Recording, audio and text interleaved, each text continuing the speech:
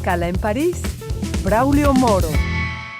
Bienvenidos a Escala en París, una emisión de Radio France Internacional en colaboración con la televisión France 24 en español, en la que damos la palabra a artistas, gente del mundo de las ciencias, de las artes, de la cultura, de los deportes y de la sociedad civil. Muy probablemente ustedes habrán visto la película Jurassic Park de Steven Spielberg o alguna de otras películas donde la estrella principal eran esos aterradores personajes que habitaron la Tierra hace decenas de millones de años. Les invitamos en esta ocasión a descubrir la historia y características de uno de esos personajes, de esos seres. Imaginen ustedes a un gigante de Komodo, además un Tyrannosaurus Rex, una orca gigante, y vamos a encontrar entonces a el individuo del cual estamos hablando hoy. Se trata del Thalassotitán Atrox. Para hablar de ello, saludamos aquí en nuestros estudios a Nathalie Bardet, directora de investigación del Centro Nacional de Investigaciones Científicas de Francia, el CNRS, y también es usted la directora de la Asociación Paleontológica Francesa. Bienvenida, Nathalie, gracias por acompañarnos. Díganos usted, quisiera preguntarle cuándo vivió el Thalassotitán Atrox, dónde fue que lo encontraron.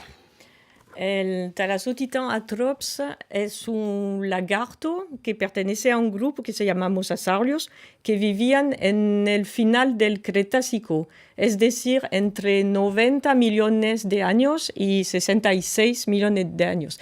Específicamente, Thalassotitán vivía alrededor de 67 millones de años, es decir, justo antes del final del Cretácico, donde ocurre una mega extinción en masa, de las más conocidas de la historia de la Tierra, y justo antes de la extinción completa del grupo. Es decir, que Thalassotitán atrox era uno de los últimos mosasaurios que se conocen en el mundo. Y ha sido encontrado en Marruecos, y muy especialmente en la cuenca de los fosfatos de Marruecos, que están situadas al norte de Marrakech, entre Casablanca y Marrakech.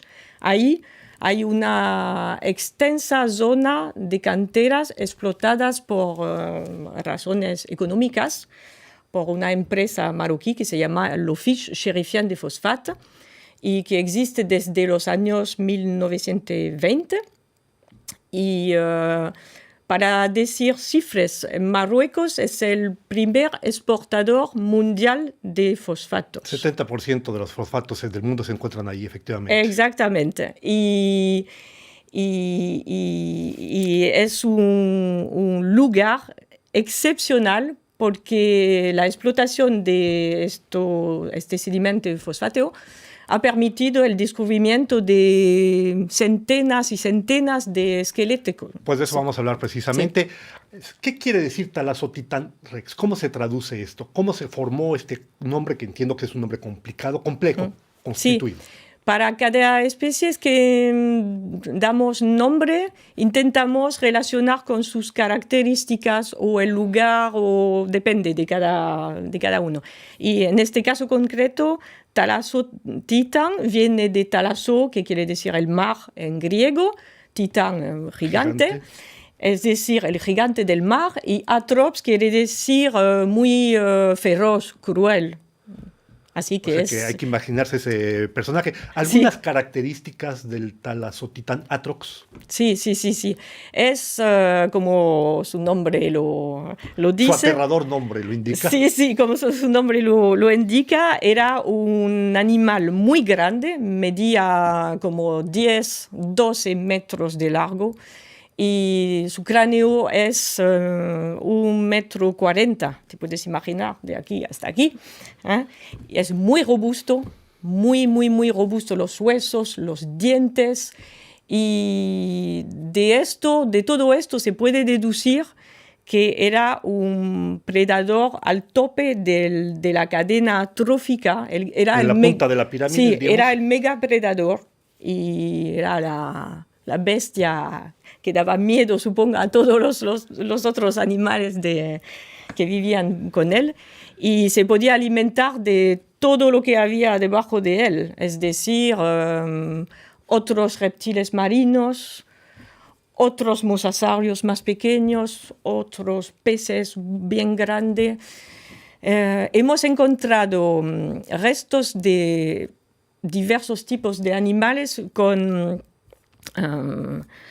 trazas de ataque al ácido, que quiere decir que han sido digeridos por... ¿Digeridos? Perdón, dirigido por... bueno, me has entendido. Y quiere decir que igual, como eran restos muy grandes, unos otros bichos no habían podido comer estos bichos tan grandes. Solamente Talasotitán lo podía hacer. Una pregunta. Usted hace referencia, Nathalie, a los mosasaurios. Háblenos, ¿qué significa esto? Es decir, para nuestro público en general, ¿qué quiere decir saurios? Lo entendemos. Sí. Pero, por ejemplo, el Talasotitán siempre vivió en el mar, también se desplazaba en tierra. No. Los mosasaurios eran todos lagartos. ¿Te imaginas un cocodrilo? Mejor un lagarto, porque son ¿ya? más, tienen afinidades con lagartos. Un lagarto de Komodo, pero lo amplía a 12 metros, lo pones aletas en vez de patas y le pones en el mar. Y aquí tiene el bicho. Y era un gigante especialmente potente que lo hemos comparado a las orcas actuales, porque son mamíferos marinos también muy robustos, con un cráneo espeso, corto, robustos, dientes muy grandes. Y el orca sería el equivalente del mosasaurio, del Talasotitán atrops actualmente.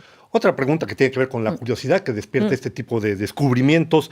Este reptil, decía usted, vivió durante el periodo Cretácico. Recuérdenos a qué corresponde este periodo Cretácico. Yo entiendo que también había una enorme biodiversidad, no solo de grandes animales, también de plantas. ¿Se alimentaban también de ello?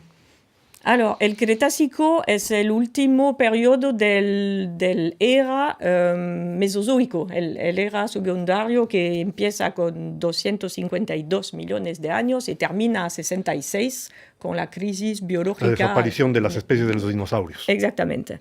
Y el Cretácico, entonces, es el último periodo. Hay el Triásico, el Jurásico y el Cretácico.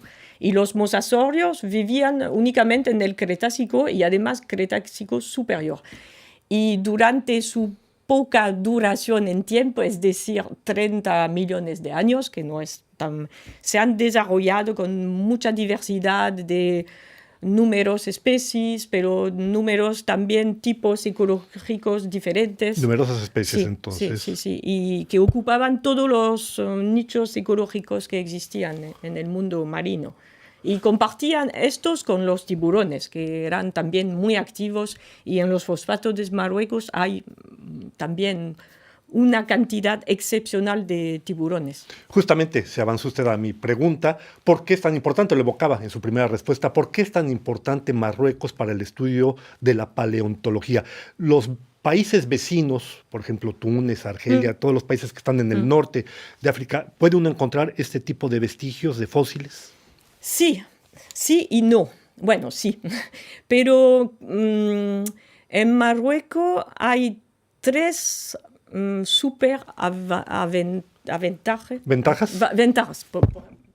ventajas. Es que es una super explotación industrial. ¿Qué quiere decir esto?